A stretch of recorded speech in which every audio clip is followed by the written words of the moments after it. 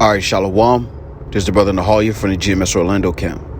I want to start off by giving all praise, honor, and glory to Yahweh, Bahashem, Yahweh Shai, Bahashem, Rokah Kodash. Double honors to the apostles and the elders of Great Millstone, who are the elders of Yasharahla, and a sincere salutation to all you Akim, who are preaching this word and believing this word, and to the Akwath, who are believing this word, in all truth and in sincerity. Yahweh is the name of the one they ignorantly call God. Yahweh Shai is the name of the one they ignorantly call Jesus. Bahashem is in the name, Rokah is spirit, Kodash is holy, Akyam is brothers, Akwath is sisters, Shalom means peace, and Yasharahla is Israel in the ancient Paleo-Hebrew. This is Isaiah chapter 14 and verse 1. And it reads, "For the Lord will have mercy on Jacob, and will yet choose Israel, and set them in their own land, and the strangers shall be joined with them, and they shall cleave to the house of Jacob." Now, as a side note, the strangers are the Israelite foreigners. Those are not actual heathens. All right. Those are actual Israelites who may look like other nations. All right. That are in other lands. They're going to be gathered as well. All right. Verse 2 reads, "And the people shall take them and bring them to their place." This is talking about the other nations. "And the house of Israel shall possess them in the land of the Lord for servants and handmaids. And they shall take them captives, whose captives they were, and they shall rule over their oppressors." All right, and I want to go into a lesson through the Spirit inspired by this verse, or these verses, on the greatest underdog story ever. Because how it ends is beautiful. It says that they shall rule over their oppressors. You know, and that's very poetic through the Spirit, because again, we were led into captivity. You know, Esau, Edom leading the charge, but the other nations were also involved. Yet in the kingdom, we're going to rule over those who have oppressed us. All right. As a matter of fact, in Jeremiah, the 30th chapter and the 16th verse, it says, "All they that devoured thee," meaning none of them are exempt from what the Lord is about to bring on the earth concerning the nations. They're all going to go into captivity. All right. Real quick. This is Jeremiah 30 and 16. And it reads, "Therefore all they that devour thee shall be devoured, and all thine adversaries, every one of them, shall go into captivity, and they that spoil thee shall be a spoil, and all that prey upon thee will I give for a prey."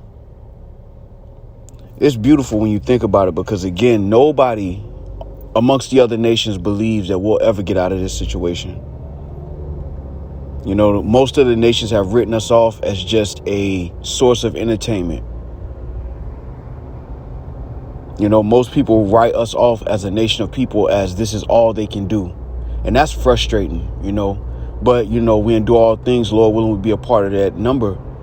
You know, we're going to witness, Lord willing, we be a part of it, the rags to riches.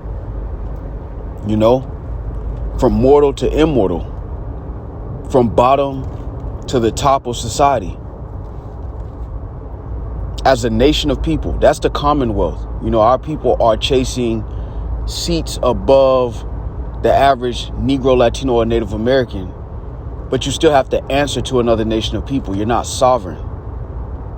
You know, the Lord has placed a battery in the back of the elect, where that's the only thing we desire through the Spirit. We desire the will of the Lord, that we may achieve and receive the promises. You know, brothers were touching on it last night. All this stuff in this world, you'll get used to it. It may not seem like that because you don't have certain things on this side of life, but all of these things, you'll get used to it. That's why Solomon said all is vanity of vexation of spirit, because ultimately we're not in our rest. All right. As a matter of fact, this is Deuteronomy chapter 15 and verse 6. And it reads, "For the Lord thy God blesseth thee as he promised thee." Now that promise has not been disannulled. All right. It hasn't been replaced with other nations of people. That promise is impending. You know, you can say that the truth in itself is a down payment on that promise. Now listen what it says. Deuteronomy 15 and 6. For the Lord thy God blesseth thee as he promised thee, and thou shalt lend unto many nations, but thou shalt not borrow. And thou shalt reign over many nations, but they shall not reign over thee. That is sovereignty. That is something we've not even been close to for a very long time. Even the so-called rich of our people have to answer to someone else, another nation of people. They have to be cordial with their enemies for the one of all things. Even though they're doing better than the average Israelite, they still have to answer to another nation of people. When they go to these record labels give them basically a high interest loan. Scriptures say we will not have to borrow from other nations of people. That in itself is a sign of our shame, man. You know, the scriptures, matter of fact, let's get this. This is Proverbs chapter 24 and verse 7. Wisdom is too high for a fool. He openeth not his mouth in the gate.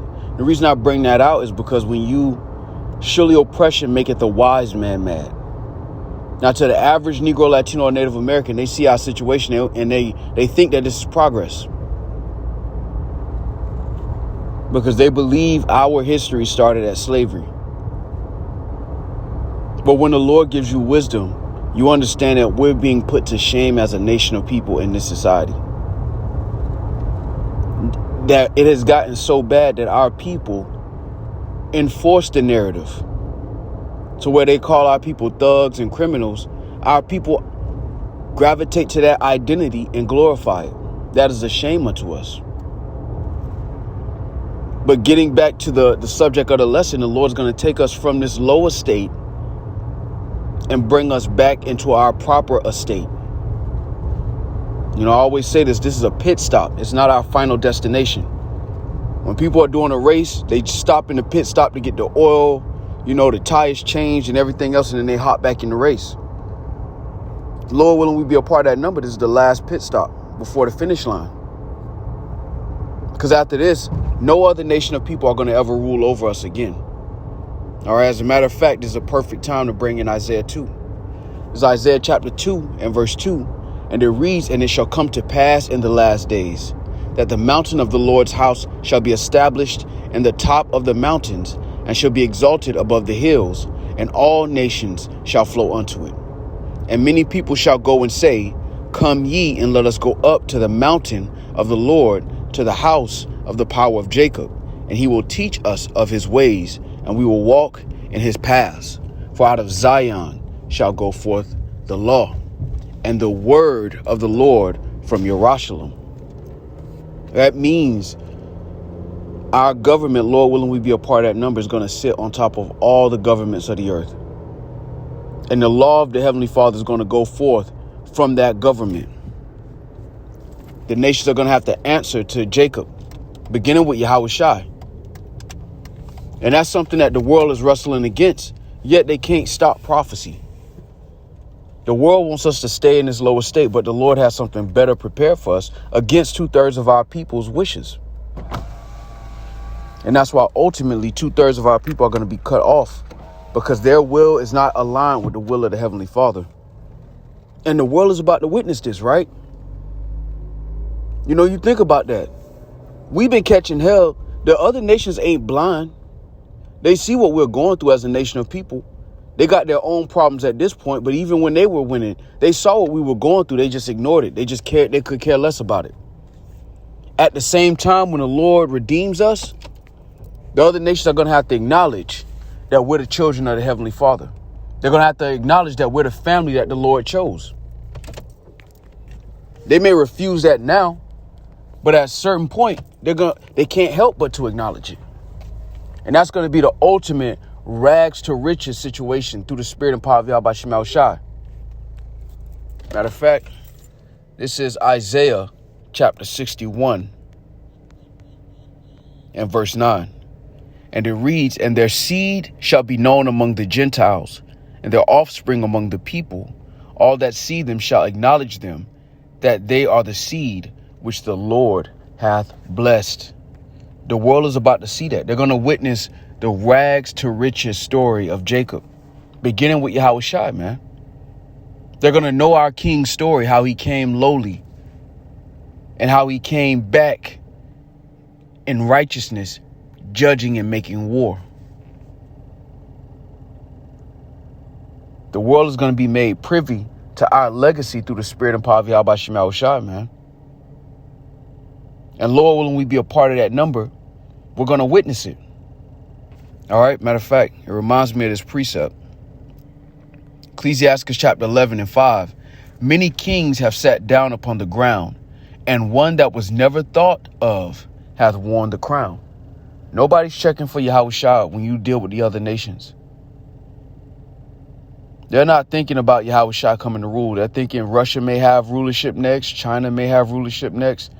They don't even consider Negroes, Latinos, and Native Americans in the fight at all, which is beautiful.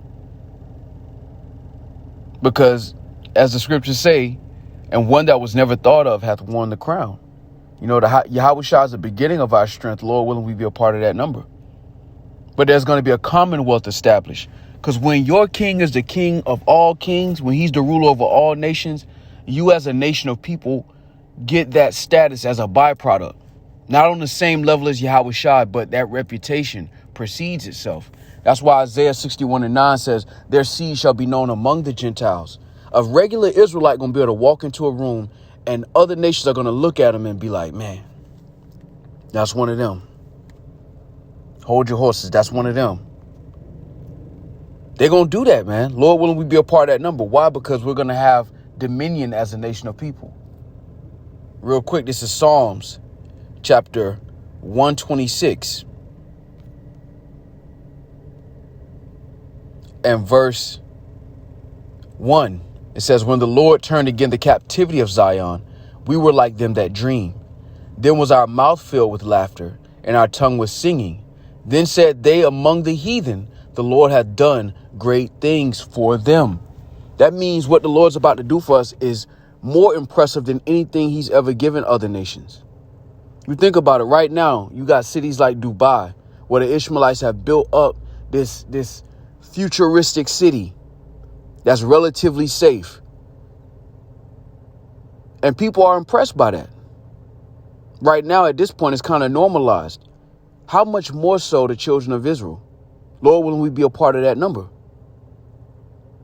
They're going to acknowledge that the Lord has done great things from us, literally taking us from being harmless and powerless to having all power as a nation of people under Yahushua. The world is about to witness that, man. Whether they understand that or not is irrelevant. The Lord put the fire in you. It ain't for them to know. But when you just sit back and think about where we are through the Spirit, the Lord is setting the earth up for the greatest comeback ever.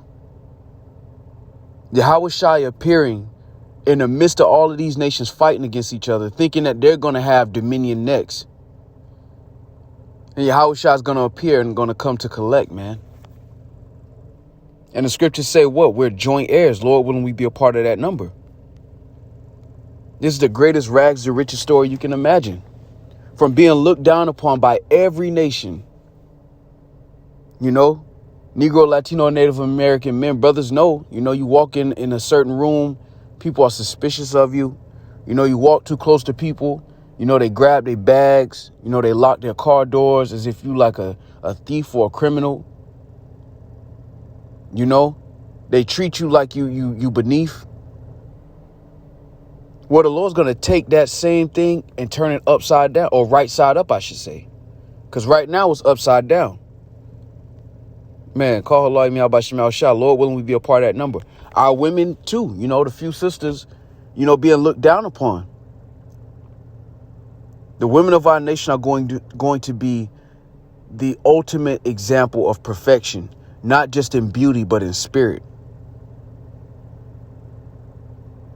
The men of our nation, any Israelite, man, a common Israelite to one of the elect, you're going to be able to grab them and just put them in front of other nations of people. And they're going to have to acknowledge this is the example of perfection.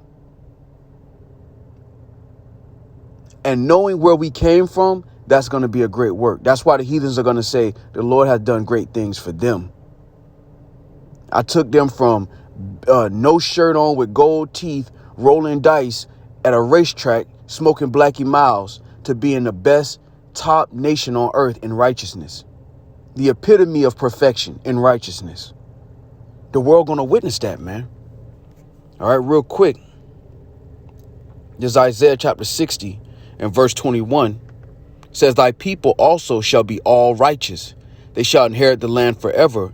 The branch of my planting, the work of my hands, that I may be glorified. A little one shall become 1,000, and a small one as a strong nation. I, the Lord, will hasten it in his time. You know, and brothers love, you know, not just the act of being with a woman, you know, but the family aspect, you know. Jake at their heart, you know, we Jacob. So we love, you know, big families and things of that nature, you know. So that's going to be given to us in abundance. Lord, will we be a part of that number? And that many children means that many wives. And Eve ain't going to be as much as Eve hype up not being able to have one man to herself. She's not going to trip about that in the kingdom, man. We just live in a completely different society. But that rags to riches story is going to be witnessed by the entire planet. That's going to be the history that's taught. Just like all these nations have to learn American history and what the Americans went through and all of it, what the so-called white man went through as the Greeks and the Romans. They're going to learn about our history, our legacy. And inside of that, they're going to see how much the Lord has disciplined and chastened us since we left Egypt. They're going to have to sit back and zoom out and be like, damn, like Egypt, you know, Assyria, Babylon, like all these empires had them in captivity, and they're the children of the promise. So they're going to get to see the start to finish. They're going to get to see the whole journey. Right now, people just see us in the lower state and think that we belong here because they don't know our history. But in the kingdom, they're going to know. They're going to be made privy to it. There's Isaiah 60 and 15. Whereas thou hast been forsaken and hated, so that no man went through thee, I will make thee an eternal excellency, a joy of many generations. That is rags to riches in one verse. Forsaken and hated. Jake walk in rooms and ain't did nothing to nobody and just get this energy from people of just really jealousy. But, you know, it manifests itself in different ways where it's just, you know, they hate Jake. You know, they have that saying in the world, they hate us because they ain't us, because Jake is in a lower state. We can't do nothing to nobody as a nation of people. Them one-offs where you got some Negro that just pop off on an Edomite or another nation of people, that ain't doing nothing compared to what they've done as a system. Jake don't have that kind of power. But they admire Jake from afar, man. And it just manifests itself in hate. But that rags to riches is going to be turned right side up, man. And the world is going to witness that through the spirit, man. I'm telling you, man, it's going to be fire. Lord willing, we be a part of that number. This is Ezekiel 39 and 21. And I will set my glory among the heathen, and all the heathen shall see my judgment that I have executed, and my hand that I have laid upon them. So the house of Yasharahla shall know that I am the Lord their God from that day and forward. And the heathen shall know that the house of Israel went into captivity for their iniquity, because they trespassed against me. Therefore hid I my face from them, and gave them into the hand of their enemies. So fell they all by the sword. Which basically in a nutshell means the other nations weren't better than us. We got put into captivity for being badass kids to our Heavenly Father. But it wasn't because these other nations were better than us. Even in this lower state, you give a young Israelite,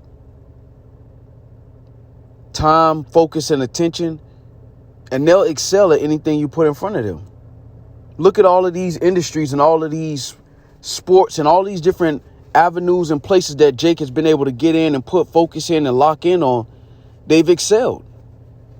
which is just a small remnant, a small piece of our potential, man. The Lord's going to allow us to tap into our full potential as a nation of people in righteousness.